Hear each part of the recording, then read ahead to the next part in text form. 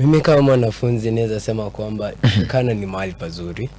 Maji iko kwa wingi, chakula iko. Naomba ukiangalia pale kamera wote wanafunzi wenzako waangalie na kujua ni ukweli. Chakula kiko, maji iko kwa wingi. Environment nayo ni mzuri.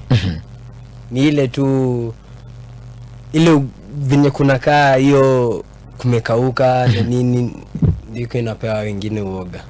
Ndio.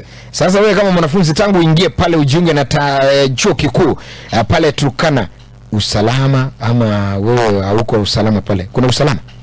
Uko nako usalama iko kwa wingi. Wanakijiji na wanaheshima kwa wanafunzi.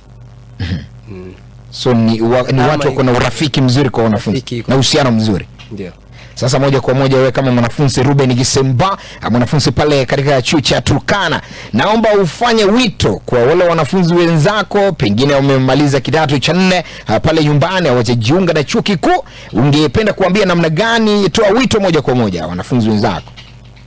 Wito yangu kwa wanafunzi wanaojiunga huu mwaka na vyuo vikuu, na waomba na wasi mnaweza muje Turkana University.